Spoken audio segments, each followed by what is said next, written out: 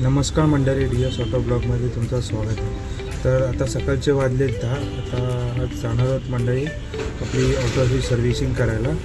तर आज आहे 28 तारीख. आज 28 तारीख आहे. तर महिन्याची एंडिंग आली आहे. तर महिन्याला आपल्याला 2 महिन्यामधून एकदा आपल्याला सर्व्हिस करायला लागते. मंडळी चला तुम्हाला दाखवूया आपली ऑटोची गाडीची सर्व्हिसिंग कशी असते. ही ऑटोची जी सर्व्हिसिंग आहे ही 5वी मध्ये बजाजचं सर्व्हिस सेंटर आहे. इथे पूर्ण लाईन लागलेली आहे. तर मित्रांनो, लाईनीमधून सुटून आपण गॅरेजमध्ये आलो. आता बघू शकता मित्रांनो, सगळी लाईनीमध्ये रिक्षा लागली आणि टेम्पो पण लागले. एक एक गाडी सर्व्हिस होते. आपला नंबर आहे समजा ना 7 ते 8 नंबर आहे. हे राईट साईडला तुम्हाला बजाजचं जे पण पार्ट पाहिजे ते भेटतो. आणि इथे आपली समोर बघू शकता आपली गाडी लागलेली आहे. ती आता गाडी थंड करायला ठेवली आहे. आणि इथं वॉशिंग सेंटर आहे गाडीचा. पूर्ण इथे वॉश करतात आपली गाडी पूर्ण सर्व्हिस झाल्यानंतर.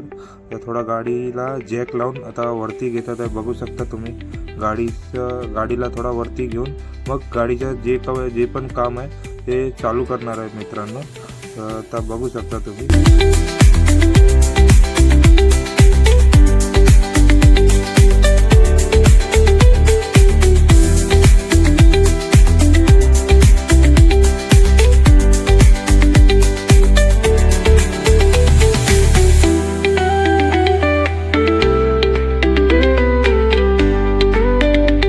मित्रांनो, आपली आता गाडी थंडी झाली आहे. तर हा आपला मित्र आता एक एक करून जेवढे पण आपल्या गाडीमध्ये फिल्टर आहेत ते सगळे काढणार आहे. आणि मग आपला इंजन ऑइल पण काढणार आहे. इंजन ऑइल काढल्यानंतर तुम्ही बघू शकता मंडळी, इंजन ऑइल किती काळं झालेलं आहे. आता 2-3 फिल्टर बाकी आहेत ते काढायचे. त्याच्यामध्ये पण तुम्ही बघू शकता किती ऑइल एकदम ब्लॅक झालं आहे. आता नवीन ऑइल पण आपल्याला टाकायचं आहे. इथे राईट साईडला जिथे ऑफिस आहे त्याच्यामध्ये नवीन ऑइल आपल्याला भेटणार. ते नवीन ऑइल टाकणार आणि पुढं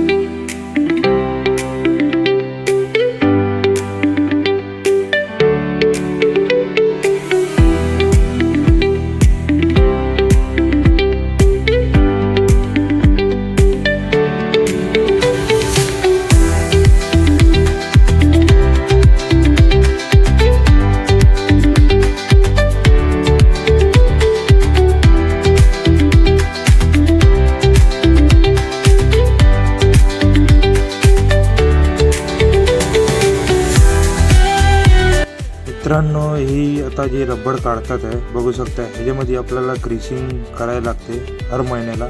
एकदम चालून ग्रीसिंग काळी होऊन जाते. आता ते पण ग्रीसिंगचं पण काम चालू आहे सोबत.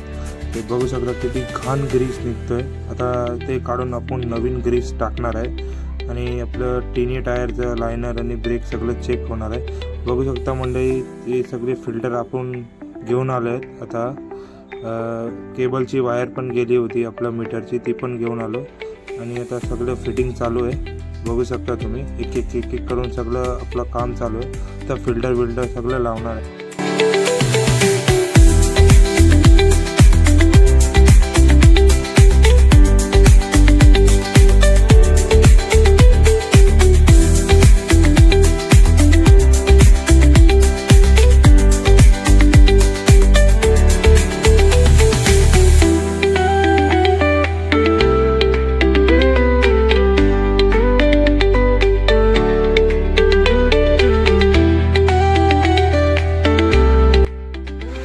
तर मित्रांनो, बघू शकता ग्रीसिंगचं काम चालू आहे. आणि ग्रीस किती काळं झालं आहे.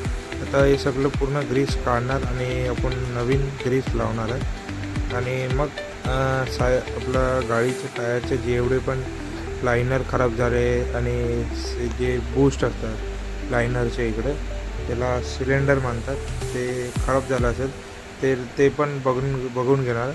आणि एक एक करून टायर सगळे आपण चेक करून घेणार, तिन्ही टायर.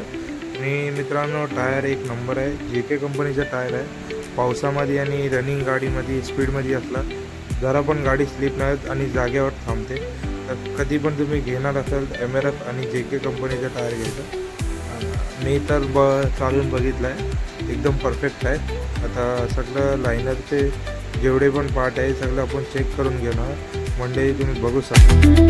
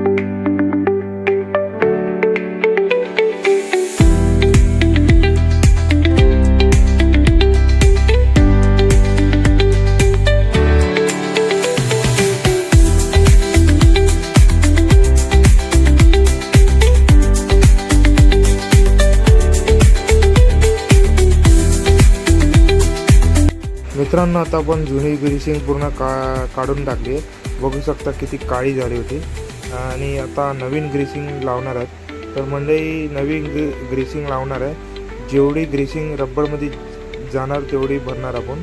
त्याच्याने काय आपला गाडीचं टायर एकदम स्मूथ चालणार आहे। मंडळी, आता ग्रीसिंग झाल्यानंतर आपण सगळे टायरचे लायनर आहे ते सगळे चेक करून घेणार। तर मंडळी बघू शकता तुम्ही, लायनर पूर्ण घासून गेला आहे। तिन्ही लायनर आपण आता नवीन टाकणार आहे आणि पुढचा जे लायनर आहे त्याचा ढक्कनच नाही उघडत आहे, एवढं जाम झालेलं आहे। तर मेकॅनिक टाईपने एक जुगाड लावून लायनरचा ढक्कन उघडलं आहे। आता तिन्ही लायनर नवीन टाकणार आहे। आणि व्हिडिओ आवडला असेल तर लाईक आणि सबस्क्राईब करायला विसरू नका।